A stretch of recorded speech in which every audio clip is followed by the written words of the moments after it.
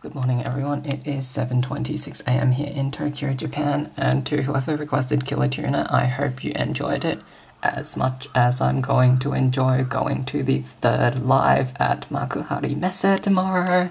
Okay, I'm like actually hyped beyond expression right now, but anyway, as I said, that's tomorrow, and I still have the rest of the day, and I decided to make a weekend out of the Chiba trip, so I'm actually going to stay overnight in Chiba tonight. So the way this video is going to work is, you will see me going to the concert venue and lining up for merch this morning, then we will cut to tomorrow morning, where we will actually go to the live. Obviously I won't be able to film inside, but you'll see before and after when I give my thoughts on the live, and show you the merch.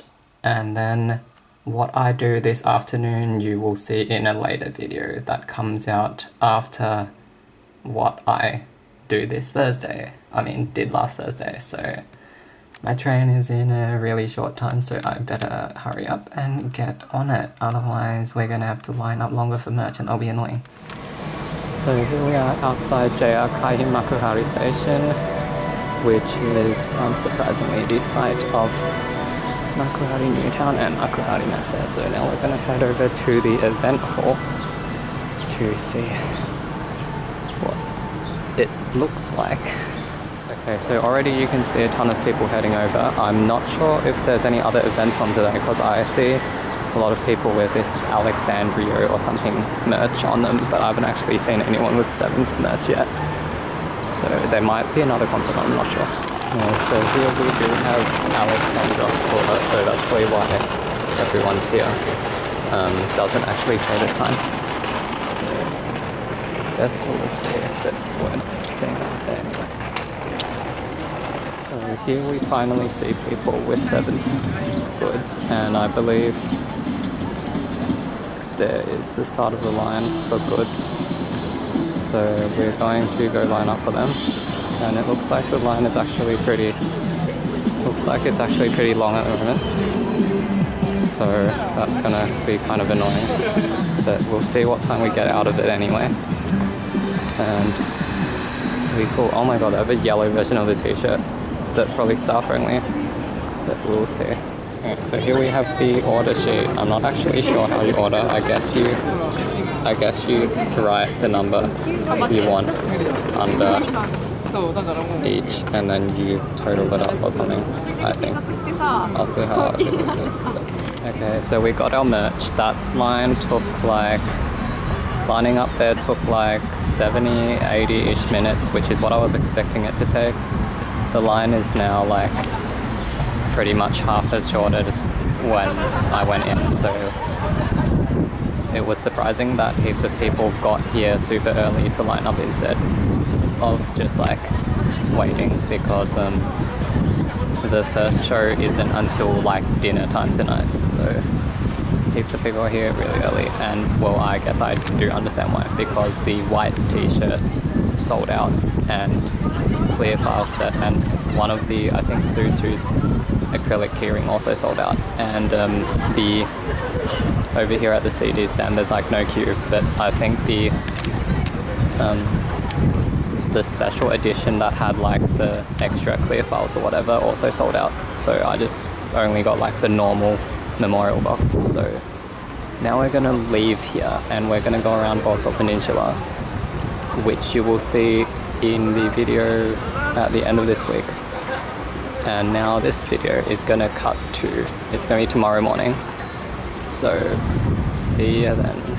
Okay, good morning. It is like 8:30 or something here in Chiba outside Capsule, or 8:45 or 8:44 actually, Chiba Capsule Hotel, the Inn, and we are on our way back to Makuhari Messe to see the live. Okay, obviously I don't want to like scream in excitement on the street here in Chiba, because everyone will look at me weirdly. But yeah, pretty hype. Anyway, I'm just gonna skip to the part where we're actually back at the concert venue. Here we are back at Makuhari City. Oh, I really like Makuhari Messe's logo, by the way. And we can see people filtering through that have 7th merch, so let's head over to the concert venue.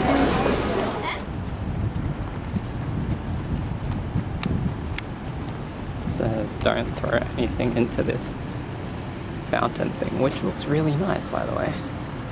Anyway, I'm gonna get out of the way of those people taking photos. Here's that the Alexandros Live is probably in the Messe hall here, but we are over in the Messe event hall, which seats 9,000, but if you included the performers and stuff, you would say there would be over 9,000. That is a very interesting looking statue.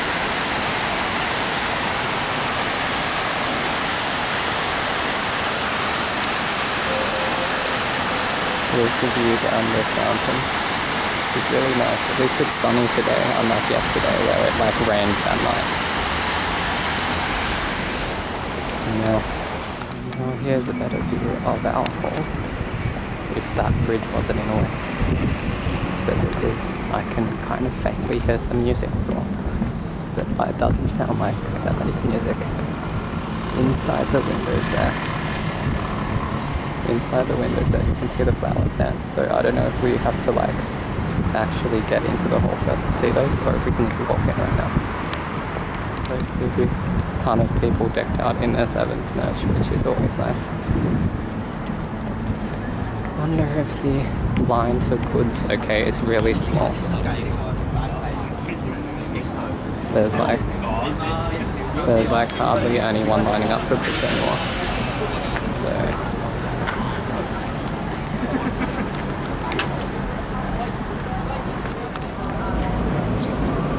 it's also sold out, which is good because I heard it wasn't sold out, but it is sold out, so that is definitely a good thing for the show at least. I think there's that much more to film around here, yeah, because we're actually really early. We're actually like an hour and 10 before doors even open, so I'm just gonna cut here, and we don't get to see flower stands until we go through anyway, so I'm just gonna cut here and see where. Well, I've got to meet some people, and then after that will be the live, so we'll see where we come to. Here's our foreign fans flower stand. So nice, man. You'll see that our channel name is actually there because we actually donated to this thing. So thought it would be a cool, good thing to the performers if we did. So now I think we should go inside. So I'm extremely happy that I went to that. Otherwise, I have no other words until just let me get on my train back to my dorm, and then I will tell you guys all about it. Oh, pretty good. I'm extremely happy that I went to that. So now I'm going to show you guys the merch I got. I ended up getting 3 items of merch from the merch store, for which here is the order form. I think I already showed you this, but they let me keep it as a receipt. And they let me keep this pencil as well. This pencil I feel like is going to come in really handy because it's like clip-on, and it felt really solid when I was using it to write. Like it's pretty much like rock solid, impossible to bend, so I feel like this is actually probably the most useful thing that came out of my merch buying, so that's always good. I'm just gonna put this here. So first up we have the important shirt. I only managed to get the pink one, which I don't mind because I was tied up between black with pink paint splotches and purple text, and this pink one, but then when I was like 7 minutes from the front of the line, the white one actually sold out, so guess I didn't have to choose. Black I felt like was just like a little bit too obvious. You know what I mean? But no, this is really nice. I actually, because originally I was like, yeah, I'm definitely gonna get white because it has pink and purple on it as well, but then I was like, this one, the color combination is actually really, really nice. It actually looks super, super like bright and striking, so I like it. Like, I don't mind wearing pink if it looks nice. and it has a nice design, and this has a nice design. I like it, so whatever. It's just a bit harder to coordinate than white, but not like you're supposed to wear live t-shirts for everyday wear anyway, so that doesn't matter. So next up we have the pamphlet. Now I bought this because I thought it would be like a program, but it's not. Okay, I'll just flick through it. It's really long. It's pretty much just like a memorial thing for the concert. It has this intro message here. It has pictures of every idol. I'll just quickly flick through it if I can. Literally just every idol and little Q&As with them and their autographs. And one thing I noticed was that this little flower icon here looks kind of like my channel logo, but with 5 petals instead of 6. Which makes, well, Nanasis is kind of like, has that futuristic-ish vibe, and I guess I kind of tried to okay, the first thing wasn't futuristic when I thought of my channel logo, but I'm gonna try and redesign it later anyway. This is just more. Then we have a timeline of the whole franchise, and of course, to be continued. We actually found out what would be what would continue. During each live, there was a separate, different announcement, but of course, I only went to the afternoon session. These are their costumes from the previous live, so not this live, but the previous one. They're pretty nice. I think I liked that. That was actually really similar to the ones we saw in the third live. That's it for the pamphlet. Then we bought the penlight. Now, if you've seen other penlights before, you'll notice that this penlight has an interesting design. Like, it has a design that seems to be different from any other penlight I've ever seen before. So firstly is the button formation. The button formation is actually in this triangle shape, which I believe is the logo of one of the big technology companies or something in the game. Now, I don't actually play the game. I hate rhythm games. I don't actually play the game. The way I got into T7s or Nanasis or Tokyo 7 Sisters is I was looking for music similar to Love Live, and then I found it, and then I saw Hajime album. Actually, I saw the album cover and I was like, that's a really nice album cover, I'm gonna give it a shot. And then when I heard Hajime Uta, I was hooked. So yeah, here's a button formation. This one is on and off. No matter how long you hold it, it turns on, it remembers the color. Here are all the colors. I'm just going to flick through them really fast. And here are the back and forward buttons. And then I will turn it off again. So this logo is actually a transparent piece of rectangular plastic that is just like stuck in the middle. I don't really like that. I would have preferred it if it was like wrapped around the outside, but that's just me. Maybe some other people like it this way. Then this strap, ignore these are from charms that I put on it afterwards because I'm displaying it already, because this is actually a refilm. The first time I shot this video, I managed to talk about the penlight for like 20 minutes, so I'm going to try and be a bit quicker this time. Here's the strap. It has the subtitle of the live on it. And as I was saying, I'm going to talk about the design again, and hopefully this time I don't go for 20 minutes, hopefully I only go for like 10. Anyway, the design, as I said, seems to be an original design. Like, it doesn't seem to have the design of any other penlight, especially if you look at the button formation and you look at the uniquely shaped grip. So the grip looks molded. So usually with a molded grip on anything you hold, it's supposed to make it nicer to hold, right? But this grip looks cool, but when you hold it like this, it feels really weird. Cause, okay, I'm gonna get out a king blade. Where is my king blade? I might have to move this. Sorry. Okay, so I'm gonna get out a king blade. This is a king blade. This is the normal pen lights I'm used to using. I only got my own set in Japan before that for the Muse and Aqua's live viewings in Australia. I just borrowed people's, but this is like the regular pen light for me, right?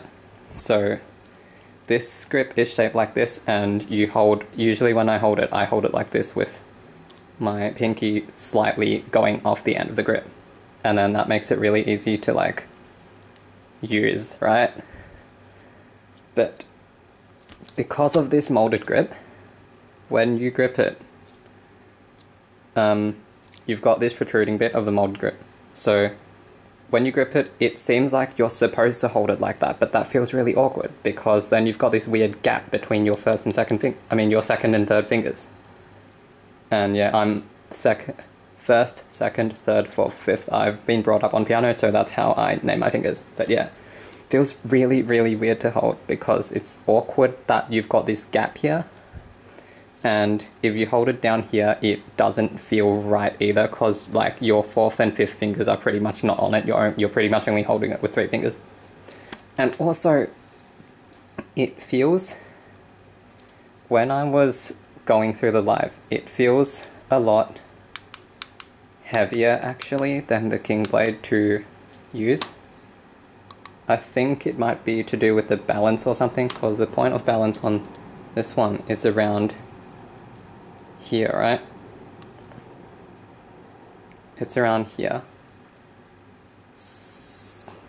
Like right there, right? And the point of balance on a king blade is further, further back. So since they're similar lengths, I think this one might actually be a tiny little bit shorter.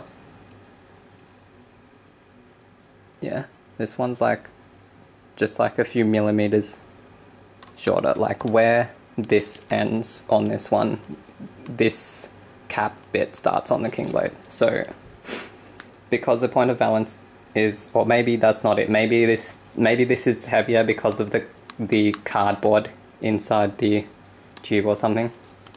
Yeah, I'm just gonna have to clean that later. But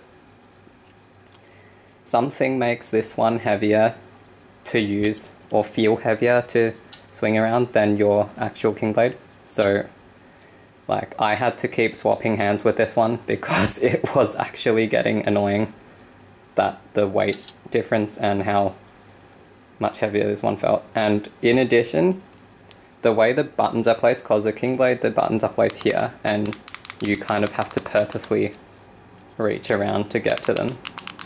But this one, since the buttons are on the side, when I swap to my left hand, this is the default grip, right? Because this is how you're supposed to hold it.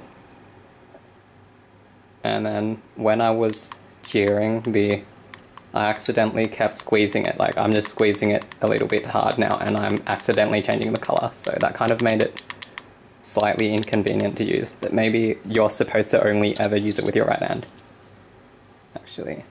Now this doesn't feel as awkward to hold. This, because I was doing this before, but this doesn't feel as awkward to hold anymore. But yeah, it does. It feels worse than this, but it's not as bad as I'm saying it is, because you can just hold it like this, and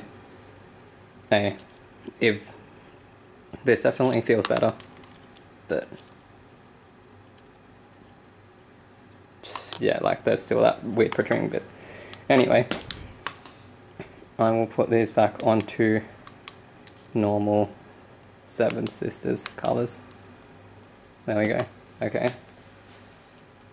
And so these were the 3 pieces of merch I got from the actual merch stand. And of course we got the new single Harukaze. Now, here's the box. The reason it's already unboxed is, as I said before, this is my second time filming this video, so I'm just going to be quick about this because I don't want to go for like 20 minutes again. This is Harukaze, the key art, and the music video for this song are like the prettiest idol anime music video and key art I've ever seen. But the song itself, I reckon, is not as strong as the other songs, or most of the other songs anyway. Still stronger than a ton of other idol anime songs, actually. No, it's not. It's really generic. The song is musically super generic. It's just like a normal anime song ballad. That's what it is. But then again, Happy Party Train was also super generic. So, I don't know, both of the idol rhythm game series I keep up with had really generic songs recently, like full group songs. So this and Happy Party Train, I was both pretty disappointed with musically. So this is the actual CD and DVD. I love the use of whatever this font is in this design. It's so simple, but it looks so nice. This font. I wish I could find out what it was. It's probably like something really obvious. Like that's free on Google Fonts, but it looks super nice. I never noticed that the Victor logo also looks really nice. But yeah, that's the CD and DVD. And this is mini poster. This is just an A3 poster. I wish that the backside was that art, because if I had a poster of that art, I would put it up. But this is just the outside of the box art. Then we have here, this is a light novel, I believe. A short light novel. This is actually one of the main reasons I wanted to get the collector's edition, or what is it called, the memorial box, in the first place, because now I can use this for reading practice. By the time I'm done with this, it's probably going to be full of furigana out next to the all the kanji. So that's why, that's like the main reason I got this. This, I believe, is an art book. It's an art book with art for all the characters of the PV, and then it also includes some, because this is the first actual animated PV Tokyo 7 Sisters has had. It's not like, it's nowhere near as big as Love Live or Idolmaster, so this is actually the first animated music video, or first music video even, that they've had. So this is an interview about music. I may actually also try and read this. And then they have interview with director, so that's what that is. Then here we have, oops, it is the other way. Here we have what I believe is a script for the music video. I guess I'll just watch the music video first. Wow, it's just like two new characters. Akane's mum, Eki announce, wow. Friend A, Friend B, and Haru. Well, of course, I haven't seen the PV. I'm not going to be able to see the PV until I get home because MacBooks don't have a CD or DVD drive. So that's kind of a shame because the PV is really nice looking from the preview. So that is the script thing.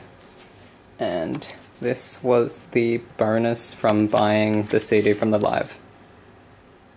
Now, there was a actual third live box version of this, but they sold out, so we just got that. I think this is just literally a sticker, and that's it. And of course, here's our ticket with the name covered because that's not even my name. Anyway, that is all the merch that we got. And now we're going to go on to my thoughts on the actual live itself. Okay, so now I'm going to tell you about the live, but first I will explain what Tokyo 7 Sisters, or Nana Sis, or T7s actually is, for those of you who have somehow watched all the way here and you're still watching even though you don't actually know what it is. Well, it is a Japanese mobile game, which is mainly a rhythm game, but you also collect cards, and the story is that you are an idol manager for this new group of idols that's trying to revive the idol industry after some legendary group of idols that disbanded in 2030 and it's now 2034, and idols have been like not a thing for 4 years just because of the disappearance of this one group who like were somehow the only relevant idol group or something. So that's the basic story of the game. So also, I'm like, as I said before, I don't play the rhythm game. I hate rhythm games. The only reason I got into this franchise is for the music, because I was looking for music that was like Love Live, and then this franchise like blows Love Live and Idol Master out of the water musically. So, as I also mentioned, I have been to the live viewings of Muse Final Live and Arcore's First Live, and live viewings are pretty much where you just sit in a cinema with other fans and wave your pen lights around at a live stream of the live. So this was actually my first live concert event. And as I said, I'm only in this franchise of the music, so my thoughts on the live will be mostly to do with what I thought of the music and not actually what I thought of like any of the voice actors specifically or their dances or anything, because as I said, I don't play the game and the main source of information on story and stuff is the game, so I don't actually know like what all the characters' names are, let alone the voice actors. So anyway, and also an important part of lives is doing calls, so that's what these are for. You kind of like jam with them in time to the beat and it's really fun, and certain parts of songs you also like yell and shout certain syllables and rhythms, which can get really, really fun and hype because the entire audience is doing it and it's just like along to the beat of the song, and it's just really fun. Sometimes you have more fun doing calls than you actually do listening to the actual songs. So okay, now I'm actually going into what the live was. So I only went to the afternoon session, the lunchtime session on Sunday, and the set list was actually different from the 2 evening sessions. So if you want to know what the set list was for those, then there's already live reports online, so you can just look that up. So firstly, they played the opening movie, which from me reading live reports on the previous lives, it was pretty similar. So they had the screen show a picture of the current date, and then they climbed up to not 2030, not 2034, like the previous 2 lives, but to 20XX. And then they played a Fox montage of like, no, this isn't Super Smash Bros. They played this sick intro music, all like driving hard synths, aggressive synths, straight into one of the most hype songs of the series, Seventh Haven. And one of the things I noticed immediately was there seemed to be a live band. There seemed to be a live drum kit, acoustic drum kit, and 2 electric guitars, and I'm not sure if one of the synth parts was live, but it probably was. But they seem to be way too tight for being only a live band, so I do kind of suspect that they were just playing to a backing track, so there was like a backing track as well as the live players. That's what I kind of suspect. But this pretty much changed the dynamic of every single song, because a lot of the songs in Nanasis are synth and EDM-ish songs, so having the acoustic drum kit, especially because drum kit changes the feel of the song tons, as well as 2 electric guitars, usually distorted, doing whatever the hell they wanted, usually playing like massive power chords or squealing guitar solos over some parts that, yeah, sometimes it was really unnecessary. Yeah, but Seventh Haven was as hype as you would expect it to be, and so was Falling Down, which kind of brought the hype level down, but it's falling down, so it was still hype. And during those 2 songs, they also took the opportunity to put in like massive synth solos that aren't present in the original songs. So that was also cool. And Seventh Haven literally opened with a bang, literally fired like the not fireworks, but like, you know, where there's like an explosion and smoke. That was super loud, and I was pretty much deaf within the first like 30 seconds of like music at all. And also the opening movie after it was 20XX was really trippy, not because it was like ridiculously high pace, really fast Fox TAS gameplay, but because, I don't know, some of the English words were just chosen, were just like super trippy, and I was like, this is the life where we'll chain no, okay, yeah, pretty much that. And then there was a little bit of MC, or was there?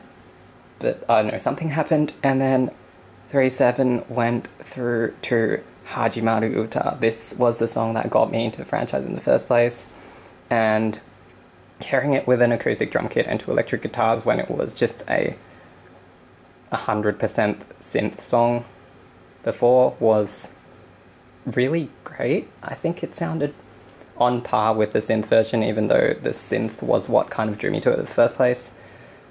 Again, also, this was well, I wouldn't say problem, but that's just the nature of concerts. The high synth parts got lost or sometimes started sounding like feedback because of the arena speakers. But arena speakers are just naturally like that. They're really like bassy and boomy, so you kind of just have to deal with that. Hajimaru Uta afterwards, there was Snowin' I Love You, and that was also great because it was actually the first t7s single like that I was around for the release of. That was like the first new t7s song since I got into the franchise, so it was obviously great to hear that. And except in the pre-chorus, they had a really high synth part, and sometimes it sounded like feedback, so I actually couldn't tell. I was like, is that feedback or is that just a synth part? But it was just a synth part. So that's great. Also, one thing about t7 Sisters is that they have 12 members. So, like, the stage was just like the stage, and then the walkway out to the mini stage thing, whatever you call that. And they could literally line like the entire perimeter of the thing facing the audience because they have so many members. And so it was great to see how they actually use that. So after that, there was Killer Tuna. Now, yeah, that is the reason I transcribed that for this weekend, because in celebration of the 3rd anniversary live, though, always great to do the 1, 2, 3, 1 to 12 calls in the song. And they also did the extended version where in the bridge, the do ya de part, they extended that for like 2 minutes just to do call and response with the audience. And the first loop going into the looped part was super awkward. Like it wasn't smooth at all, but then afterwards it was just a loop, so it was fine. So that was pretty cool. I heard that there was an extended version that's used in live, but I've never heard it before, so that was my first time, and doing the calls was also rare. So after that, there was a short MC by all of t7, who introduced Leska, our first subunit. And all of Leska was, I think it was Tampopo, Twilight, and Yellow. And for some reason, for Tampopo, everyone already went yellow with their penlights. So I did as well, because I don't know any of the people's colours except Haru and like 3 other characters. So the first and last Leska songs were like super bouncy. The chorus was so fun to just like bounce along to, man. And I love Twilight. Like, Twilight is my favourite Leska song. I pretty much didn't pay that much attention to the other ones, but Twilight like was just so nice. Like, I just loved the vibe of it, and it was great. Like, I think I prefer CD version over live version with the drums and guitar, but the dance for Twilight was super nice, I think. It just looked nice. As I said, I'm not qualified to talk about dance, but it just looked aesthetically appealing. And the rest of Leska, and also, like, after Tampopo, where they went into Twilight, we did dark blue penlights. And that was really nice before going straight back into yellow for yellow.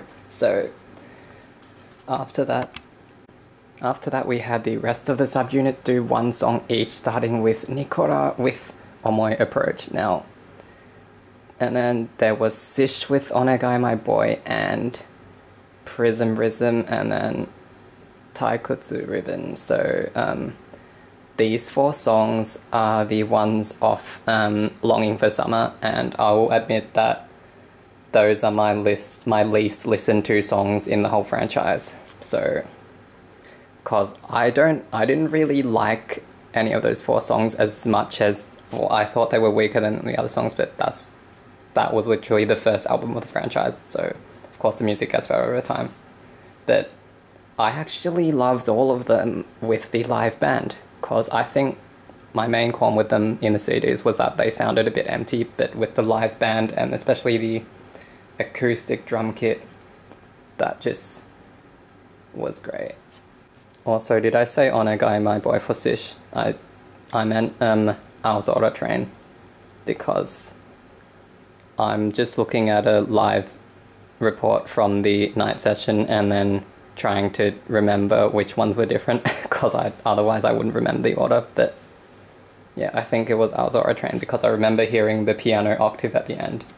And yeah, as I said, the band improved all those songs for me. I probably still won't listen to the CD versions, but I'll listen to the band version. Also, Nikora's outfit slayed, okay? Best outfits of the night, easily.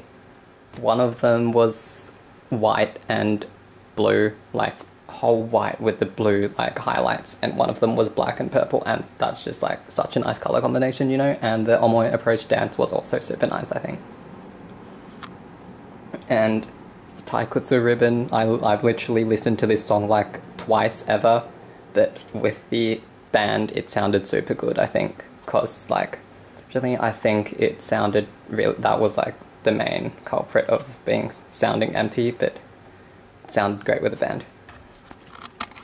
And then after that was the most hype part of the show for me. It was For You, who came on, and then, or they didn't come on yet, but they announced that Karakuri would be missing, and that was a big shame, I think, because Karakuri has some of the most hype EDM style songs of the whole franchise, so yeah, it was definitely a shame to miss them. But instead, For You got to do 4 songs, and all of For You's songs have a ton of calls and a ton of audience interaction, so it was really, like, For You won the whole show for me, okay? Apart from the end, of course, but otherwise, For You was the best. Better than, like, it was so good that I could ignore the fact that they pretend to play instruments.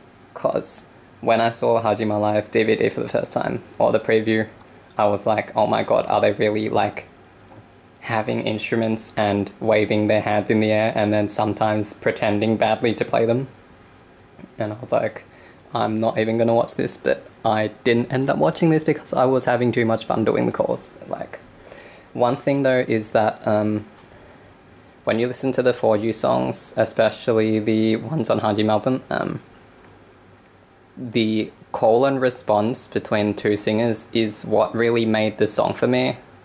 But I think they didn't, either their mic was off or they didn't do it in the actual performance for some reason, but the songs were missing some of the call and response. So musically that was kind of a shame, but it was okay because they were just so hype otherwise. But next was Queen of Purple. Queen of Purple was the big new subunit for this live, so they got a big entrance with like the stairs on the stage splitting and revealing a whole acoustic drum kit with Queen of Purple logo on the bass drum and 3 mic stands spread out on the backstage, and all rocker leather outfits, which I loved. I reckon they were second best outfit of the whole show. So Queen of Purple were good, and everyone went their purple penlights, and it was hype, but for me, I personally preferred For You, but a ton of people were hyped for Queen of Purple. Ton of euros were popped in both songs, actually. Both Queen of Purple songs, Trigger and Fire and Rose. And, but like, that moment when Queen of Purple gets like an actual acoustic drum kit and For You just gets like this teeny little, like, cheapest model Yamaha electric drum kit just plonked in the middle of the stage, man. Feels bad, man. But yeah, a ton of people were hyped for Queen of Purple. But unfortunately their songs don't have as many causes for you, so I didn't really enjoy them as much. And I prefer the, like, major key happy feel of the For You songs as opposed to, like, the hardcore, more, like, aggressive, I guess, minor key feel of the Queen of Purple songs, but that's just my personal preference. So then we had the subunits back. We had Sekai no Himitsu by Sanbon Ribbon. That really felt like a Leska song. Like, it was musically, stylistically similar to the Leska songs when it was played with the live band. And then we had Sakura, where everyone went pink, of course, because it's Sakura. And then we had Sayonara Rainy Lady. This was another song. This is also one of the standout songs for the franchise for me. Like, probably my third-ish, like, most favorite song out of the whole franchise. The moment I heard it in-game, I was like, when are they going to release this as a single? Like, that was what made me hype for the Are You Ready album, this one song. And it was great. It was...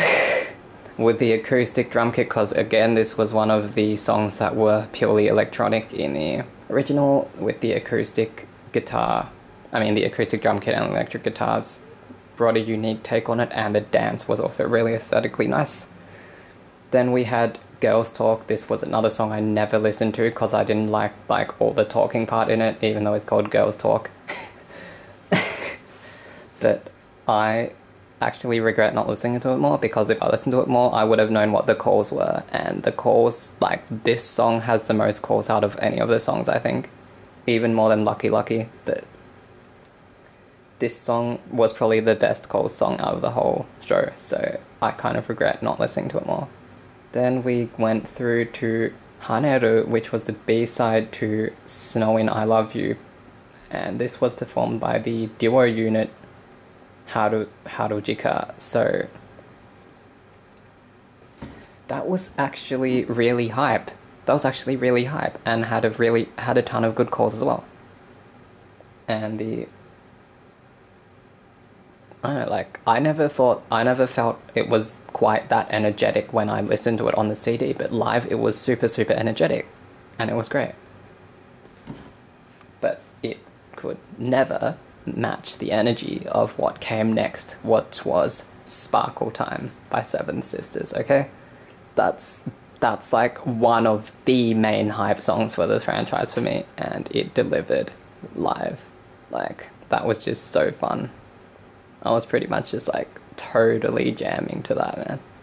Then we went to the Aozona ni Naru single. We started with Funbare Rana, and then we went to Boku Aozona ni Naru, and they were both just like solid. Like, since they were already kind of band style songs instrumentally, there was not that much different apart from the guitar solos, because as I said, the guitar just did like crazy stuff in the solo in every song, even when there wasn't like crazy stuff in the solo in the original version.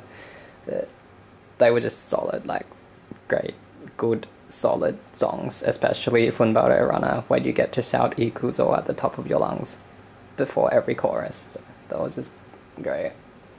Then there was a super long video where they had nice, pretty visual effects and stuff. Then they went to the climax of the show and they did something. I was like, no way they're gonna do this. I was like, there is no way they're going to do this song. And they did this song. It was this single right here, Harukaze. This single was released on Wednesday, right? Wednesday, Thursday, Friday, Saturday. This was a completely new song that was released 3 days before the live, and they did it. I mean, the live is called Chain the Blossom, and Harukaze is all about blossoms, so you kind of expected it, but 3 days before the live for people to learn it, you could tell, like, when I looked over everyone's pink penlights for this song, I was like, yeah, people don't really know this song. They're kind of just awkwardly doing this. But at least Haru started off the song pre-speech with some like emotional speech like, "Manager, do you remember that time we met and you made us idols? Wasn't that, feels like yesterday, didn't it?" And then went into the song and I was like, wow, they're actually doing this. But the final chorus though, they put on the music video in the background of the song, just like at Love Live. They put on the music video, the prettiest part of the music video, where they're all dancing under cherry blossoms, and then they actually had foam cherry blossoms fall from the roof. And those things were like super light and thin because they were bigger than this. They were bigger than a post-it note. They were like about this big. But yet they felt as slowly as like real cherry blossoms, and some people like got to pick them up.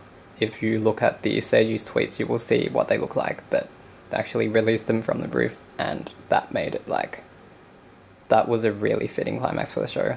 It was really nice, and it fitted the whole pretty theme of the of the single. And yet musically, as I was saying before, it's not the like best, most unique rather. It's just like a nice song. That's all it is. And since it's already a band song with just like guitars, bass and drums, that's kind of what we heard. But yeah, that was Harukaze. The song, I was like, no way they're gonna put in a song. They did 3 days. They released 3 days before the live, and then they did. And then they did the final number, which involved all 22 or 24 or whatever it was performers. And if they didn't do this number, I would have been so mad, but they did, and now my life is complete because it was Star Glitter. It was my favorite song in the world. I sang every word. I was like, screw doing calls, I'm literally just gonna sing every word. No, I'm kidding, I did calls, but mostly I was just... And then it was just... I'm just so glad I went. It was all streamers everywhere as I did it, because that's pretty much the theme song of the whole franchise, and it's the title screen song of the game when you open up the title screen. And every cast member was doing it because Tokyo 7 Sisters consists of many subunits. There's like 20 something performers in total, but the largest unit within the 20 something is like 12 members. So Star Glitter, the last number, the finale number, it's just been the traditional finale, I think now, where everyone comes out in the live t-shirt. In Hajima Live they came out in the blue t-shirt, and then second live they all came out, and then they just come out in the third live t-shirt. This time they actually had the pink ones, and they just did it, and it was great. And the pen light motions were literally the dance for it in the chorus. And unfortunately I've forgotten it, but I'll probably watch live videos to try and remember it, because I thought I would get emotional at it as well, but the live band made it so much more like uplifting and energetic than it is on the CD, and it was great. I wish I could get a recording of, or like get the live DVD. Hopefully has the live sounding version on it, and sounds completely different and more uplifting and more energetic, because it's just like, it was almost a different song for me, because that's the song like I'm most familiar with out of every other song in the whole world. And so, but I'm so glad I went. So that was the Tokyo 7 Sisters 3rd anniversary live in Makuhari Messe. Chain the Blossom, that was my thoughts on it. Okay, so to finish off this video, we have my finished anime goods collection for this whole trip. So these 2 compartments of my bookshelf are just gonna stay exactly like this until I have to pack up and leave at the end. So I've just got my Love Live stuff on one side with a little Silvergunner tribute, and we have my T7 stuff on the other side. So this is done and dusted, not buying any more anime goods for the whole trip, and I'm not going to disclose how much all of this cost either because it was too much. Anyway, I would like to thank Maya for balloting for my ticket, because you're the best, and you like literally couldn't have gotten here without you. And also I'd like to thank the t7s Twitter community, I think it was, for organising the flower stand and letting me meet up with them on the day of the light and hang out with them for a short while until I had to go back to Tokyo to do homework. So, nice meeting you guys. If I have enough money, if I even find a job, I'll try and come to Budokan one, because now I've come to one of them, I feel like I should go to more. So yeah, thanks for watching, and I'll see you in the next video, which will be about what I did last Thursday.